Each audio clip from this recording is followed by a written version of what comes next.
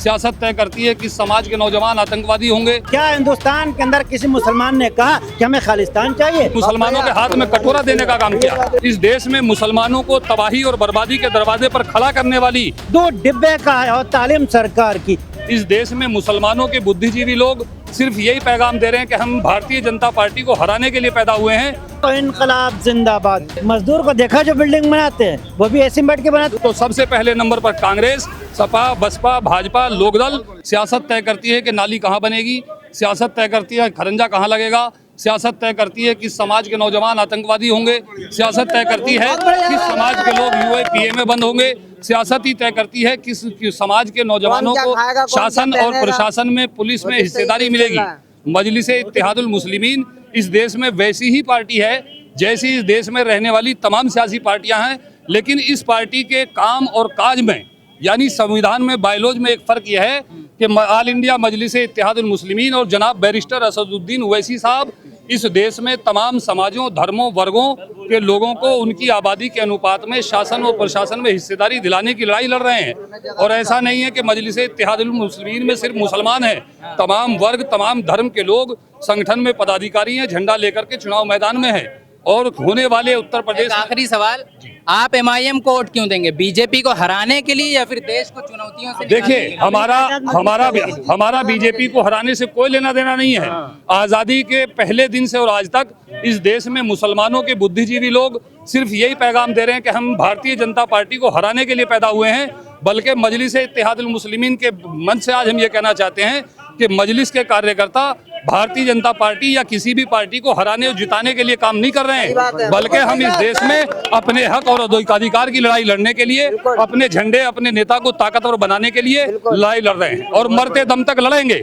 हमने देखा है सपा, बसपा, भाजपा, कांग्रेस सबका हमने शासनकाल देखा और हिस्ट्री को पढ़ा है। इस देश में मुसलमानों को तबाही और बर्बादी के दरवाजे पर खड़ा करने वाली अगर इस देश में कोई तमाम सियासी पार्टियां हैं तो सबसे पहले नंबर पर कांग्रेस, सपा, बसपा, भाजपा, लोकदल तमाम सियासी पार्टियों ने मुसलमानों के हाथ में कटोरा देने का काम किया।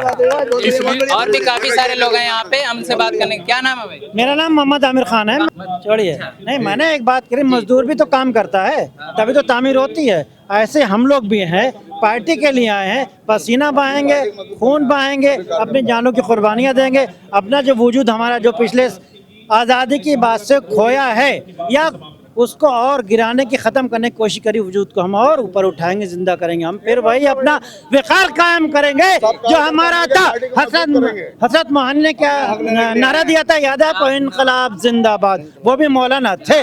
आप भूल चुकी है? हाँ, भूल नहीं चुकी है, जो भुला दिया गया। शेर मैं आपको सुनाता हूँ, एक शेर मैं सुनाता हूँ। तिफ्ल में क्या बुआ है, माँ बाप के एतबार की, 2 डिब्बे का है और तालीम सरकार की। इसने बुलाया और किसी ने नहीं बुलाया है, ठीक है ना? मजहब नहीं सिखाता। जैसी आप एक सेकंड जैसी आप किताबचे छापते हैं ना, है ना, और आतंकवाद का, मुल्ला का और एक तहमत पहने हुए बकरी चराने वाले का फोटो लगाते हैं ना, उसमें और एक मुसलमान में फर्क है।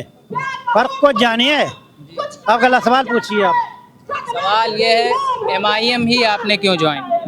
ये तो कोई भी सवाल पूछ सकता है कि आपने सवाल क्यों ज्वाइन? चलिए एक गंभीर सवाल पूछ लेते हैं, भागिएगा नहीं जवाब से। एमआईएम कब बनी है?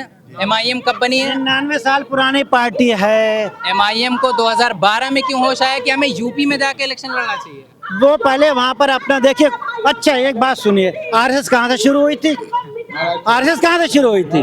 हाँ, वो यूपी में क्यों अपना अड्डा बनाए पड़ी हुई है? वो क्यों आई है 2014 में यहाँ पर? वो क्यों आई 2014 में? बताइए, आप जवाब दीजिए मेरे बात का। अगला सवाल कीजिए।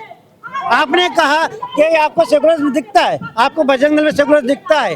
पार्लियामेंट के अंदर कितने जो मौजूदा गवर्नमेंट है उसके अंदर आपको सेकुलर दिखता है? वो तो सीधे हिंदू राष्ट्र की बात करते हैं। क्या हिंदुस्तान के अंदर किसी मुसलमान ने कहा कि हमें खालिस्तान चाहिए? क्या मुसलमान ने कहा हमें पाकिस्तान चाहिए?